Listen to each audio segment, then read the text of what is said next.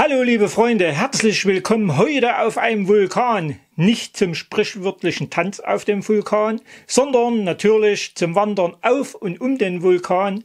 Und ich wünsche euch viel Spaß beim Anschauen.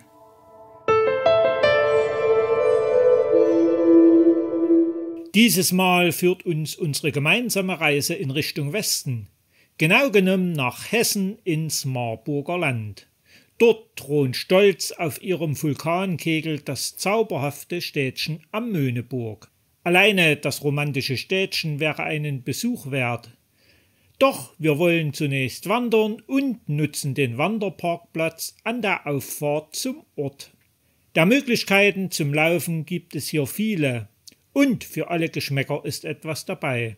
Wir haben uns für die Amöneburg-Tour vom Lahntal Tourismusverband entschieden. Dieser knapp 11 Kilometer lange Rundweg führt zunächst einige Meter parallel zur Straße nach oben, bevor wir diese queren und uns anfänglich am höchst interessant klingenden Schild Ziegenprojekt orientieren.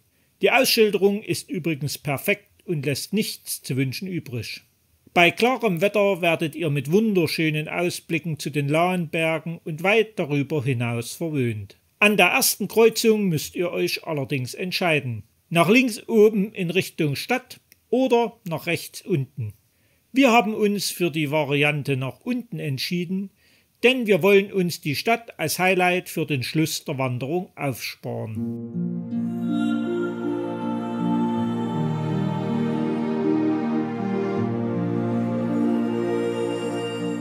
Diese Absperrung können wir natürlich passieren, nur sollten wir nach dem Durchgehen das Schließen nicht vergessen.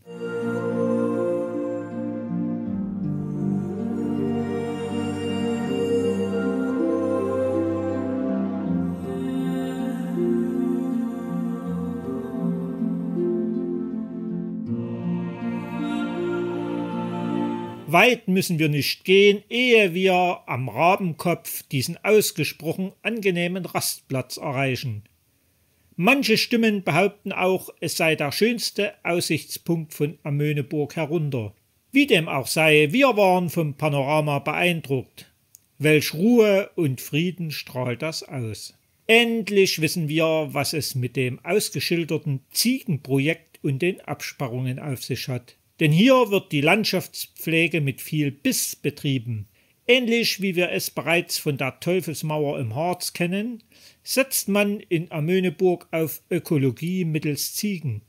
Wir finden das eine sehr gute Alternative.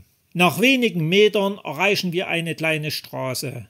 Diese müssen wir jedoch nur ein kurzes Stück gehen. Doch aufgepasst, bevor wir nach links abbiegen, solltet ihr auf die rechte Seite achten.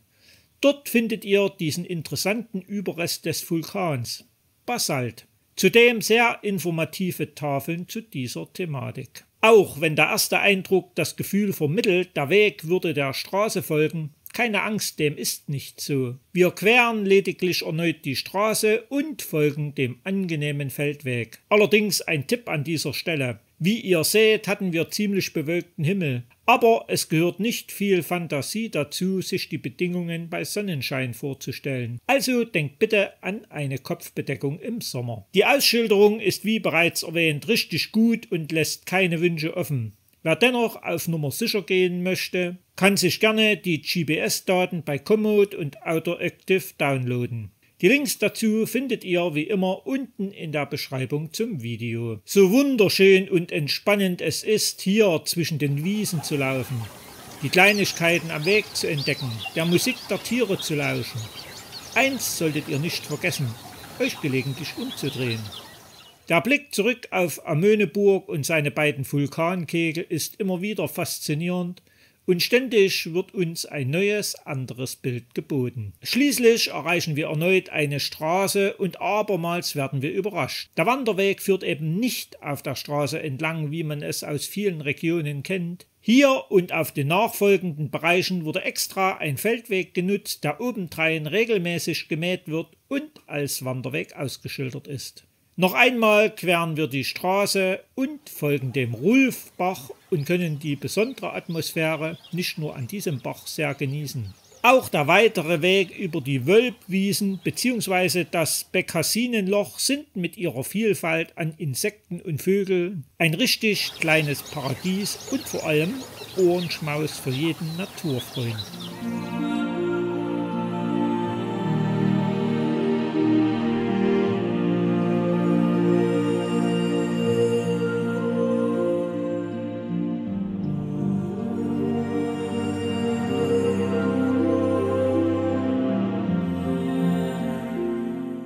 Nach diesem sehr kurzweiligen Abschnitt erreichen wir mit der Amana-Hütte einen Rastplatz, deren es viele gibt, so denkt man. Bei näherer Betrachtung finden wir aber doch etwas sehr Ungewöhnliches, jedenfalls fürs flache Land ungewöhnlich. Gipfelbücher auf hohen Bergen kennt man ja, und für den mühsamen Aufstieg sind diese eine herrliche Belohnung. Aber so etwas hier im flachen Land zu finden? Doch noch größer wurde unsere Überraschung, als wir das Buch aufgeschlagen haben. Ein regelrechtes Gästebuch, wie man es sonst nur aus Hotels etc. kennt, für Vorschläge, Ideen, Anregungen und so weiter. Und das hier auf einem Wanderweg. Wir haben so etwas noch nie gesehen und sind total begeistert. Einen anderen Ausdruck als Wanderung mit Herz fällt uns dazu nicht ein. Vielen Dank für diese schöne Idee. Doch bevor wir weitergehen, werfen wir noch einen Blick auf das Flüsschen Ohm und nicht zu vergessen, auch auf diese wundervolle Steinbogenbrücke aus dem Jahr 1736. Heute lassen wir sie jedoch links liegen, auch wenn über sie hinweg eine weitere schöne Wanderung, unter anderem zum höchst interessanten Schweinsberger Moor führt. Doch zu dieser Wanderung später mehr.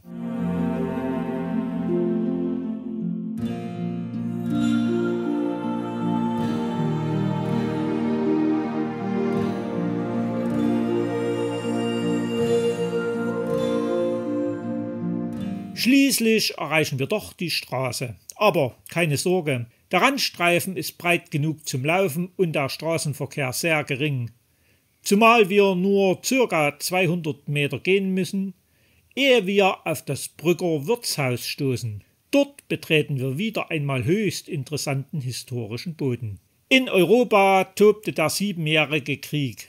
In Hessen operierten 2 französische Armeen. Beide sollten vereinigt werden und gemeinsam nach Norden vordringen, um das französisch beherrschte, jedoch von der gegnerischen Allianz bedrohte Kassel zu erreichen und zu schützen. Diesen Durchbruch wollten die verbündeten Truppen aus Preußen, England, Kurhannover, Braunschweig und anderen jedoch verhindern, errichteten einen Sperrriegel an der Ohm, besetzten alle Brücken und Flussübergänge sowie obendrein am Möhneburg. Es kam, wie es kommen musste. 5 Uhr am frühen Morgen des 21. September 1762 versuchten die Franzosen die Überquerung des Flusses zu erzwingen. Die Schlacht tobte ganze 14 Stunden. Erst mit Einbruch der Nacht gegen 20 Uhr wurde das Feuer eingestellt. Jedoch lagen sich die Truppen noch wochenlang gegenüber. Am 3. November wurde dann Frieden zwischen England und Frankreich geschlossen. Ohne Telefon und Internet dauerte es jedoch etwas länger, bis sich diese Nachricht hierher ins Amöneburger Becken herumgesprochen hatte. Die Folge, es kam auch hier zu Verhandlungen. Schließlich wurde am 15. November im Brügger Wirtshaus ebenfalls ein eigenes Waffenstillstandsabkommen unterzeichnet. Quasi zur Versöhnung gab es anschließend ein Essen im Wirtshaus, dessen östliche Wand von etwa 60 Kanonenschüssen durchlöchert war. Hier im Hof des Brügger Wirtshaus finden wir diesen damals gesetzten barocken Obelisken, der sogenannte Friedensstein, welcher an diesen Waffenstillstandsvertrag erinnern soll. Die Moral der Geschichte: geht zusammen essen, redet miteinander, anstatt euch die Köpfe gegenseitig einzuschlagen. Auch wenn es nur wenige Schritte bis zur höchst interessanten Brügger Mühle wären, lassen wir diese heute links liegen und besuchen diese auf der vorhin erwähnten Tour über Rüdigsheim-Schweinsberg. Dafür gehen wir jetzt die Straße für ein kleines Stück nach oben, ehe wir rechts in diesen schmalen Siedlungsweg abbiegen. Danach warten wieder angenehme Felder und Wiesen auf uns.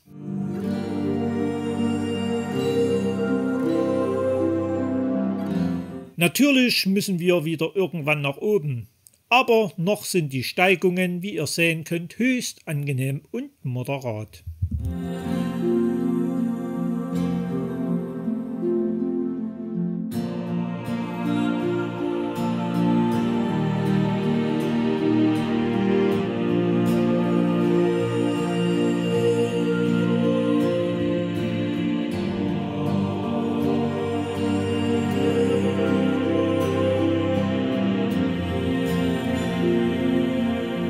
Das nächste Highlight ist die Magdalenenkapelle, welche im Volksmund nach dem untergegangenen Dorf Lindau Lindau-Kapelle genannt wird. Sie ist ein beliebtes Wallfahrts- und Pilgerziel, aber man kann hier auch schön entspannen und die Seele baumeln lassen. Ein weiteres Mal queren wir die Straße und folgen der Ausschilderung Waschbach. Die Legende erzählt, hier habe der heilige Bonifatius die ersten Christen dieser Region getauft. Aber wirklich und richtig gewaschen wurde in späteren Jahrhunderten hier immer noch. Nämlich von den Frauen, welche hier ihre Wäsche waschen mussten. Eine Waschmaschine kannten die Ärmsten damals noch nicht. Und das war Knochenarbeit, welche sie verrichten mussten. Doch wozu steht das Kreuz? Es handelt sich um ein sogenanntes Sühnekreuz. Es sollen sich im früheren 16. Jahrhundert hier zwei Mägde begegnet sein. Schließlich entbrannte ein Streit aus Eifersucht. Das Ergebnis? Sie schlugen sich gegenseitig mit ihren Sicheln tot. Stopp! Wie könnt ihr schon ans Weitergehen denken? Dreht euch um und ihr findet ein weiteres Highlight der Natur. Nämlich den ältesten Feldahorn Hessens. Der folgende Abschnitt ist Genuss pur. Wiesen, Felder und immer wieder neue und schöne Ausblicke übers Land.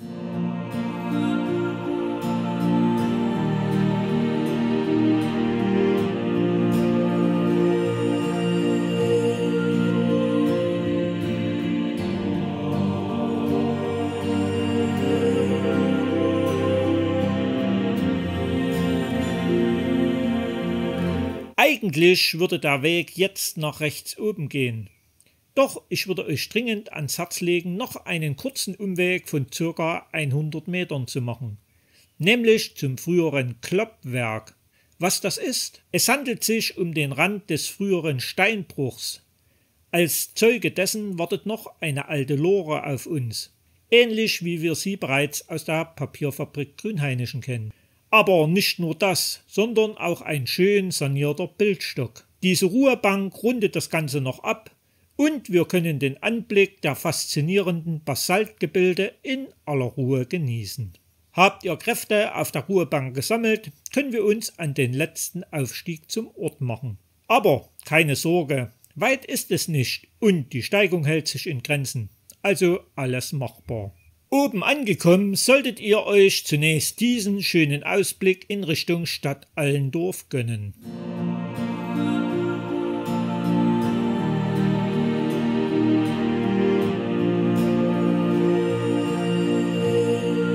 Vorbei an der alten Stadtmauer erreichen wir schließlich das Lindauer Tor.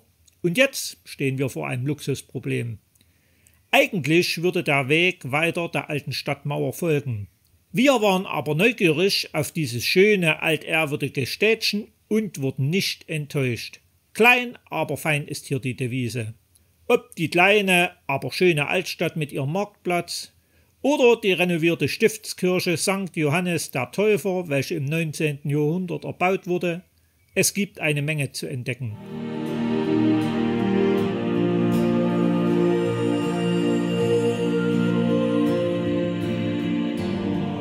Und nicht zu vergessen, überall die wunderschönen Ausblicke ins Land.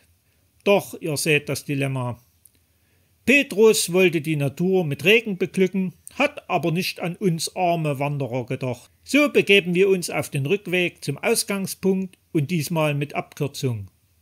Habt ihr jedoch mehr Glück mit dem Wetter, dann solltet ihr unbedingt noch auf den zweiten Vulkankegel, welcher schnell zu erreichen ist, gehen und ihr findet die Überreste der Wenigenburg. Diese soll im 12. Jahrhundert errichtet worden sein und diente offensichtlich als Vorburg für unsere Amöneburg. Egal ob Abkürzung oder nicht, schließlich erreichen wir wieder unseren Ausgangspunkt am Wanderparkplatz. Ich hoffe, ihr hattet Spaß an dieser Wanderung auf und um den Vulkan. Wenn ja, dann würde ich mich über einen Daumen nach oben sehr freuen. In diesem Sinne, bis bald zur nächsten Wanderung oder Eisenbahnhighlight. Ciao!